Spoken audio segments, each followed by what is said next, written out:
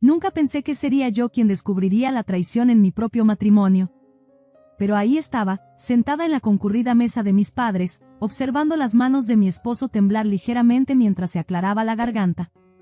«Tengo un anuncio que hacer», dijo Alejandro, golpeando su copa de vino con una cuchara. La conversación a nuestro alrededor se calmó. 7 años de matrimonio, y aún podía leer cada microexpresión en su rostro, el ligero temblor en su mano, la forma en que sus ojos se dirigían hacia mi hermana Valeria antes de fijarse en algún punto por encima de las cabezas de todos. Mi pulso permaneció estable. A diferencia de todos los demás en esa mesa, yo no estaba a punto de sorprenderme. «Mariana y yo nos vamos a divorciar», continuó, su voz volviéndose más firme. No había planeado anunciarlo de esta manera, pero ya que todos están juntos. Mi madre jadeó. La mano de la tía Dolores voló hacia su corazón. Las espesas cejas de papá se juntaron en confusión. «Hay más», añadió Alejandro, extendiendo la mano a través de la mesa para tomar la de Valeria. «Valeria y yo nos hemos enamorado. Hemos estado tratando de luchar contra esto durante años, pero a veces, el amor te elige». El silencio que siguió se sintió físico, espeso y sofocante. El susurrado «Dios mío» de mi madre apenas lo penetró. Todos los ojos se volvieron hacia mí, esperando las lágrimas, los gritos, tal vez incluso la dramática ruptura de la buena vajilla de mamá. En cambio, asentí con calma y dije: «Por favor, todos revisen sus correos electrónicos ahora mismo. Soy Mariana Vega. 32 años. Especialista en informática forense en una empresa de ciberseguridad en Seattle. La mayoría de las personas no entienden realmente lo que hago. Se imaginan a alguien en una habitación oscura, escribiendo furiosamente mientras un código verde cae en cascada por múltiples pantallas. La realidad es menos dramática pero más metódica.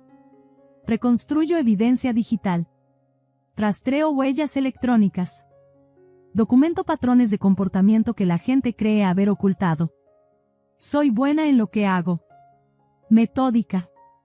Minuciosa. Paciente. Lo que quería de la vida no era complicado, un matrimonio amoroso construido sobre la honestidad y el respeto mutuo. Lo que obtuve en cambio fue un esposo y una hermana que decidieron que su felicidad valía el precio de la mía. El affaire en sí ni siquiera fue el corte más profundo, fue el elaborado engaño que lo acompañó. Las mentiras contadas no solo a mí sino a toda nuestra familia. La reescritura de nuestra historia compartida para justificar su traición. La suposición de que yo interpretaría el papel de víctima sorprendida en su narrativa cuidadosamente construida. «¿Correos electrónicos?», preguntó Alejandro, con confusión parpadeando en su rostro. «¿Qué correos electrónicos?». «Los envié justo antes de la cena», respondí, sacando mi propio teléfono. «Todos deberían haberlos recibido ya». Alrededor de la mesa, los miembros de la familia alcanzaron dudosamente sus teléfonos. Mi primo Emilio fue el primero en abrir su correo, sus ojos abriéndose mientras desplazaba por el contenido. Mi madre lo siguió, su mano volando hacia su boca mientras jadeaba por segunda vez esa noche. «¿Qué has hecho?», siseó Valeria, su rostro palideciendo mientras agarraba su propio teléfono. Alejandro se veía cada vez más incómodo, mirando entre yo y su correo electrónico aún sin abrir. «Es solo documentación», dije uniformemente. «Algo en lo que soy particularmente buena». A medida que más miembros de la familia abrían sus correos, las expresiones alrededor de la mesa se transformaron del impacto ante el anuncio a algo más oscuro, desaprobación, ira y decepción dirigidas no a mí, sino a Alejandro y Valeria. Lo que ninguno de ellos se daba cuenta todavía era que los correos electrónicos que estaban leyendo contenían solo una fracción de la evidencia que había recopilado. La profundidad total de la traición era mucho peor de lo que cualquiera en esta mesa, excepto quizás Alejandro y Valeria, podría imaginar. Alejandro y yo nos conocimos durante una recaudación de fondos benéfica para el Hospital Infantil de Seattle hace 8 años. Él era un anestesiólogo pediátrico, dedicado y compasivo. Yo estaba allí representando a mi empresa, que había donado servicios de ciberseguridad al hospital. Nuestra conexión fue inmediata e intensa. En un año, nos casamos en una pequeña ceremonia en el patio trasero de mis padres. Esos primeros años fueron hermosos. Compramos un bungalow estilo Craftsman en Queen Anne y pasamos los fines de semana renovándolo juntos. El horario de trabajo de Alejandro era exigente, pero siempre hacía tiempo para nosotros, escapada sorpresa de fin de semana, cocinando elaborados desayunos dominicales, dejando pequeñas notas en mi bolsa del portátil. Nunca me había sentido más segura o más amada. Valeria siempre había sido la inquieta de nuestra familia, abandonando la universidad 2 veces, mudándose entre ciudades y cambiando de carrera con frecuencia vertiginosa. Cuando regresó a Seattle hace 3 años después de otro intento fallido de encontrarse a sí misma en Denver, fui yo quien sugirió que se quedara con nosotros hasta que encontrara su camino. ¿Estás segura?, había preguntado Alejandro, dudoso. Podría cambiar nuestra dinámica. Es mi hermana, respondí. La familia ayuda a la familia. Lo que debía ser una estadía de 2 meses se extendió a 6. Valeria rápidamente encontró trabajo en una galería de arte local, pero afirmó que no podía pagar los precios de alquiler de Seattle. No me importó. Siempre había querido estar más cerca de mi hermana, y su presencia parecía llenar un vacío que no me había dado cuenta que existía en nuestro hogar. Mirando hacia atrás, veo las señales de advertencia que pasé por alto, como Alejandro comenzó a trabajar en turnos más tardíos, como Valeria hacía mandados que tomaban horas más de lo que deberían, como desarrollaron bromas internas de las que yo no formaba parte. La tensión ocasional que llenaba una habitación cuando yo entraba, como si hubiera interrumpido algo. Ustedes dos parecen llevarse bien, comentó mi madre durante una barbacoa familiar, viendo a Alejandro ayudar a Valeria a montar una red de bádminton. ¿Por qué no lo harían?, respondí, genuinamente desconcertada. Mamá se encogió de hombros. Algunos hombres no se llevan bien con sus cuñados. Tienes suerte. Era afortunada, pensé. Mi esposo y mi hermana se habían hecho amigos. Nuestra casa se sentía más viva con la energía de Valeria. Si Alejandro a veces parecía distante, lo atribuía al estrés laboral. Si Valeria ocasionalmente lo observaba con una extraña intensidad, lo desestimaba como producto de mi imaginación. Incluso después de que Valeria finalmente se mudó a su propio apartamento, siguió siendo una presencia constante en nuestras vidas, cenas dominicales, noches de películas improvisadas, llamadas pidiendo ayuda con reparaciones domésticas que aparentemente no podían esperar hasta que yo llegara a casa del trabajo. Eres demasiado confiada, me dijo mi amiga Alicia una vez, después de presenciar a Valeria llamar a Alejandro por 3ª vez durante nuestro almuerzo. Yo no dejaría que mi hermana se sintiera tan cómoda con mi esposo. Me reí de ello.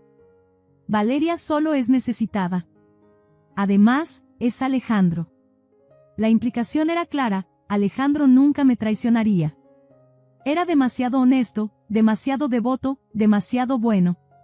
Si ocasionalmente lo atrapaba mirando un mensaje entrante y guardando rápidamente su teléfono, me decía a mí misma que no fuera paranoica. Si él y Valeria a veces se quedaban en silencio cuando yo entraba a una habitación, me aseguraba que era coincidencia. La confianza, después de todo, era el fundamento de nuestro matrimonio. El descubrimiento llegó por accidente, como suelen ocurrir estas cosas. Hace 6 meses, estaba usando la laptop de Alejandro para pedir comida a domicilio mientras él estaba en el trabajo cuando abrí el navegador.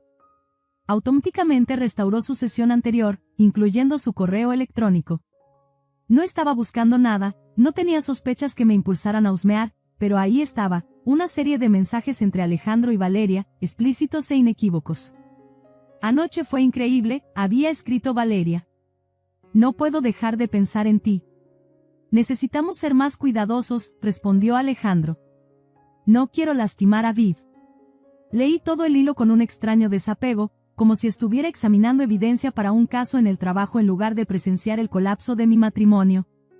Los correos se extendían a lo largo de 2 años. 2 años de engaño, llevándose a cabo justo bajo mi nariz. Cerré la laptop sin pedir cena. Cuando Alejandro llegó a casa esa noche, busqué en su rostro señales del extraño que había descubierto, algún indicio de que el hombre que besaba mi frente y preguntaba sobre mi día era el mismo que había escrito esos mensajes a mi hermana. Pero se veía exactamente igual. ¿Estás bien?, preguntó, notando mi silencio. ¿Día difícil en el trabajo? Solo estoy cansada, respondí, observándolo cuidadosamente. Qué fácilmente salió la mentira de él. Que cómodamente se movió por nuestra casa, nuestra vida, mientras mantenía este secreto. Durante los días siguientes, me encontré oscilando entre entumecimiento y dolor devastador. Me despertaba a las 3 de la mañana, con el corazón acelerado, preguntándome cómo había pasado por alto las señales.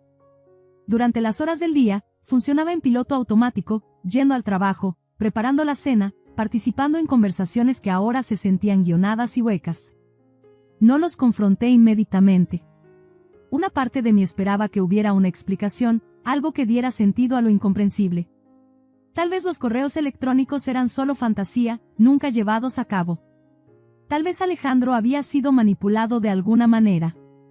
Tal vez había malinterpretado el contexto. Pero los hábitos profesionales son difíciles de abandonar. Comencé a documentar, casi inconscientemente al principio.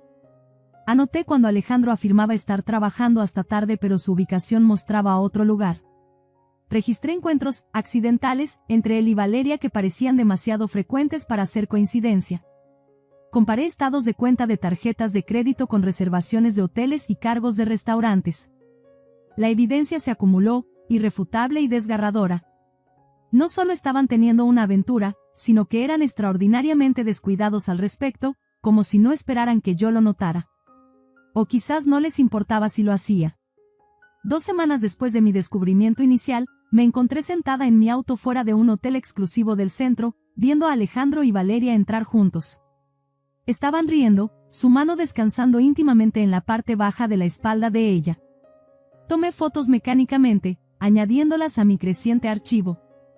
Esa noche, Alejandro llegó tarde a casa, alegando que una cirugía de emergencia lo había mantenido en el hospital. Asentí, le serví la cena recalentada y escuché su elaborada ficción sobre un niño con un apéndice roto.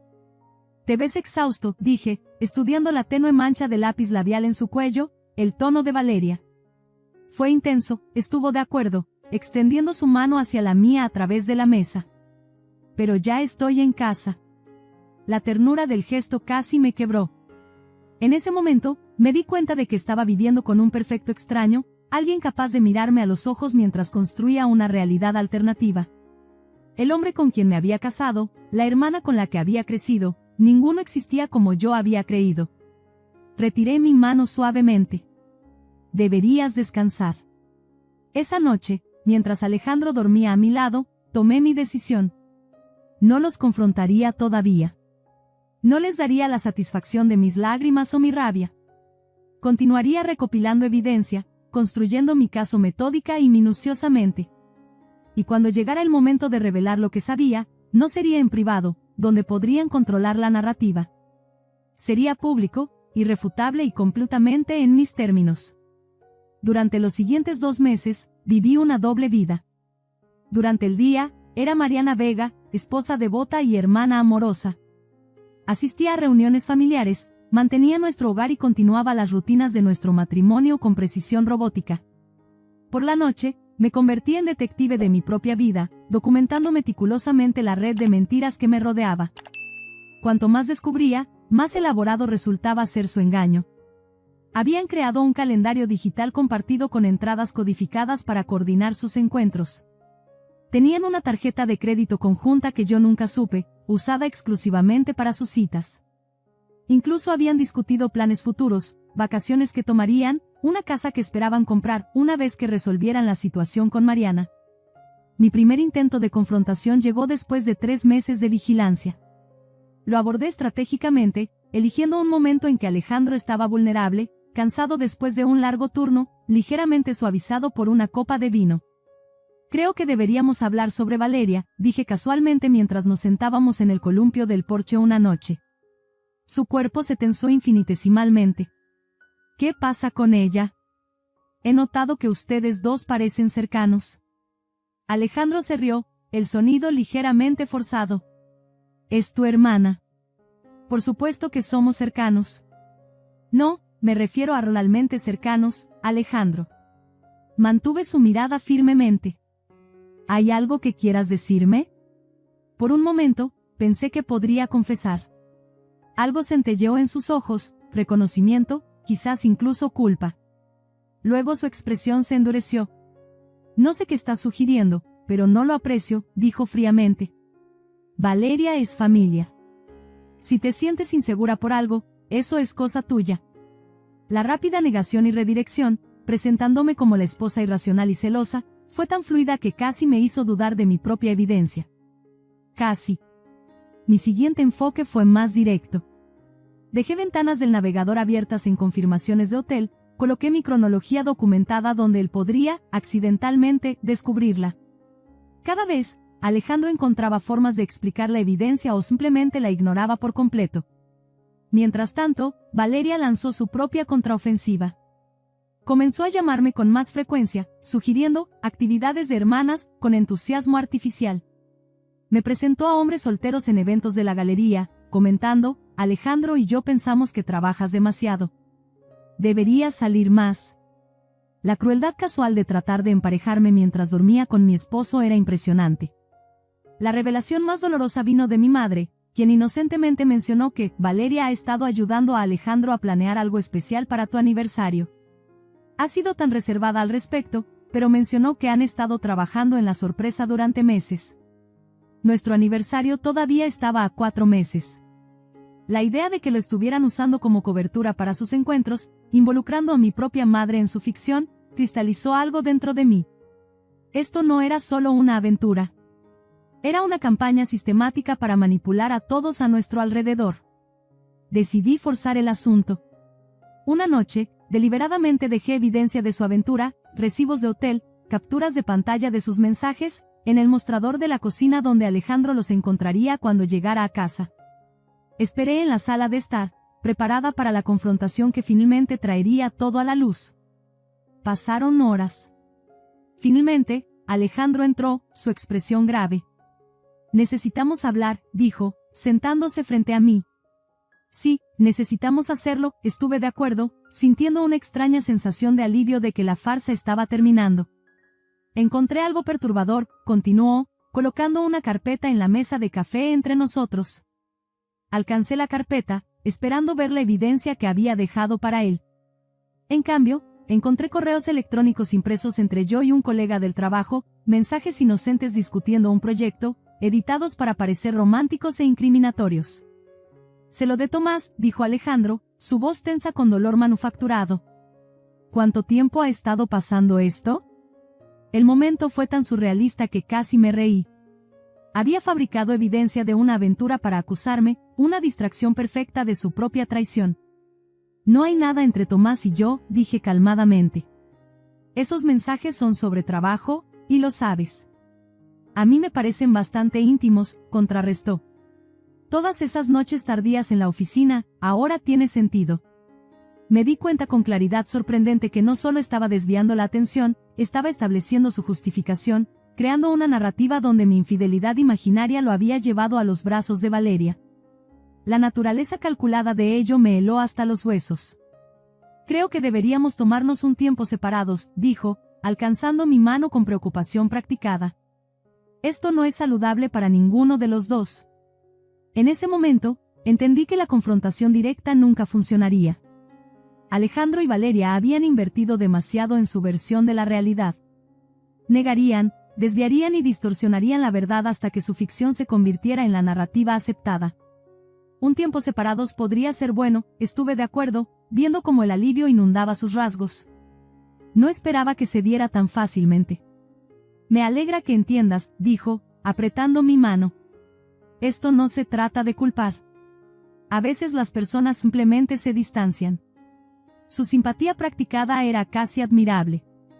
Me preguntaba cuántas veces había ensayado esta conversación con Valeria, perfeccionando su expresión de preocupación en el espejo del baño de ella. Me quedaré con Valeria mientras resolvemos esto, continuó. Ella ofreció su habitación de invitados cuando le conté sobre la situación. Por supuesto que lo hizo. Asentí, interpretando mi papel asignado en su guión mientras mentalmente pasaba a una nueva fase de mi investigación. Si Alejandro pensaba que mi aquiescencia significaba rendición, estaba gravemente equivocado. La semana siguiente, mientras Alejandro mudaba algunas de sus cosas al apartamento de Valeria, tomé un día personal del trabajo. Mientras ellos creían que yo estaba en la oficina, visité a un investigador privado recomendado por un colega. Carlos Soto se especializaba en casos de infidelidad y había testificado en cientos de procedimientos de divorcio. No estoy buscando contratarte, expliqué, extendiendo mi evidencia sobre su escritorio. Necesito una evaluación profesional de lo que he recopilado y consejos sobre qué más podría necesitar. Carlos revisó mi documentación con sorpresa impresionada. La mayoría de los clientes vienen a mí con sospechas. Tú has traído un archivo de caso completo. Es lo que hago para ganarme la vida, respondí. Solo que no usualmente en mi vida personal. Confirmó lo que ya sospechaba, mi evidencia era convincente pero potencialmente podría ser explicada de forma aislada. Recomendó documentación adicional, registros financieros que mostraran patrones de engaño, declaraciones de testigos del personal del hotel y, lo más importante, evidencia de su intención de engañar en lugar de solo la aventura en sí. La intención es poderosa en los procedimientos de divorcio, aconsejó. Si puedes probar que deliberadamente planearon engañarte a ti y a otros, fortalece considerablemente tu posición. Salí de su oficina con un propósito renovado y una lista de recursos. Durante el mes siguiente, expandí mi investigación más allá de solo documentar la aventura. Descubrí engaños financieros que no había detectado previamente. Alejandro había estado desviando dinero de nuestros ahorros conjuntos a una cuenta privada durante casi un año. Valeria había cargado gastos a mi tarjeta de crédito en múltiples ocasiones cuando se la había prestado para emergencias. El descubrimiento más impactante llegó a través del almacenamiento en la nube de Alejandro, que automáticamente respaldaba sus mensajes de texto. Encontré conversaciones entre él y Valeria discutiendo sobre mí en términos crueles y despectivos, burlándose de mi confianza, planeando cómo presentarían su relación a nuestra familia después del inevitable divorcio. Está tan absorta en su trabajo que no ha notado nada, había escrito Alejandro. Probablemente podríamos tener sexo en la encimera de la cocina mientras ella está escribiendo en la habitación de al lado. Probablemente nos agradecerá por tomar la decisión por ella, respondió Valeria. Nunca supo realmente cómo ser una esposa adecuada de todos modos. Leer su crueldad casual transformó algo dentro de mí. El entumecimiento que me había protegido dio paso a una ira fría y clarificadora. Esto no era solo traición, era abuso emocional sistemático, un esfuerzo coordinado para socavar mi realidad mientras preservaban su propia imagen. Comencé a prepararme para el enfrentamiento final. El divorcio era inevitable, pero sucedería en mis términos, no en los de ellos. Consulté con Elena Torres, la abogada de divorcios más respetada en Seattle, quien revisó mi evidencia con precisión clínica. Esta es una documentación excepcional, dijo. La mayoría de los clientes me traen pañuelos y acusaciones. Tú has traído recibos, literales y figurativos. ¿Qué debo esperar?, pregunté. ¿Con lo que has proporcionado? Un acuerdo favorable, ciertamente. Pero Washington es un estado de divorcio sin culpa. Los tribunales no los castigarán por la aventura en sí. No estoy buscando castigo legal, aclaré. Quiero que se reconozca la verdad. Quiero que su narrativa sea desmantelada. Elena me estudió pensativamente. El Tribunal de la Opinión Pública puede ser más castigador que cualquier juicio legal. Si ese es tu objetivo, necesitas considerar cuidadosamente cómo y cuándo presentar esta evidencia. Sus palabras cristalizaron mi enfoque. Alejandro y Valeria habían orquestado una ficción pública, la respuesta apropiada era la verdad pública, entregada de una manera que no pudieran controlar ni reescribir. Al salir de la oficina de Elena, mi teléfono vibró con un mensaje de mi madre: cena familiar en nuestra casa este domingo. El cumpleaños de tu padre. Alejandro y Valeria confirmaron. Por favor, ven. No lo hagas incómodo. El escenario perfecto se había presentado. Todos los actores estarían reunidos, esperando manejar la narrativa de mi matrimonio fallido y su amor floreciente. No tenían idea de que yo ya no estaba siguiendo su guión. Pasé los siguientes 3 días preparando meticulosamente mi presentación. Cada correo electrónico fue adaptado a su destinatario, conteniendo solo la información relevante para ellos. Para mi padre, evidencia de cómo Alejandro le había pedido dinero prestado mientras simultáneamente desviaba fondos a su cuenta secreta. Para mi madre, prueba de cómo Valeria la había usado para establecer coartadas. Para mis tías y primos, documentación de las mentiras específicas contadas a cada uno de ellos. El toque final fue un correo maestro para mí misma que contenía todo, la cronología completa, toda la evidencia y un relato detallado de mi proceso de descubrimiento. Esta sería mi referencia durante el inevitable caos que seguiría a mi revelación. El domingo por la mañana, desperté con extraña serenidad. Me vestí cuidadosamente con un sencillo vestido azul que Alejandro siempre había elogiado. Me peiné, Apliqué un maquillaje ligero y me adorné con los pendientes de perlas que mi abuela me había dejado, un talismán de su fortaleza que desesperadamente necesitaba. Mientras me preparaba para salir, mi teléfono sonó con un mensaje de Valeria, solo verificando que vendrás esta noche. Papá estaría desconsolado si no lo hicieras. Todos somos familia después de todo. La audacia casual casi rompió mi compostura. Respiré profundamente, recordándome que en unas pocas horas, su ficción colapsaría bajo el peso de evidencia irrefutable. Llegué a la casa de mis padres justo a tiempo, llevando un pastel casero y un regalo cuidadosamente envuelto para mi padre. Los sonidos familiares de la familia reuniéndose me envolvieron al entrar, risas desde la sala de estar, el ruido de platos en la cocina, el murmullo bajo de comentarios deportivos desde el televisor. Alejandro y Valeria ya estaban allí, sentados uno al lado del otro en el sofá. Habían mantenido una apariencia de amistad casual en entornos familiares, pero ahora, con la verdad de su relación a punto de ser revelada, se sentaban ligeramente más cerca que antes, probando las aguas de su vida pública en pareja. Mariana, mi madre me saludó con un fuerte abrazo. Estoy tan contenta de que vinieras. Esto significa mucho para tu padre. Devolví su abrazo, respirando su perfume familiar, preguntándome cómo me miraría después de leer mi correo, si reconocería la fuerza que me había costado soportar estos meses de engaño. La cena transcurrió con normalidad excruciante.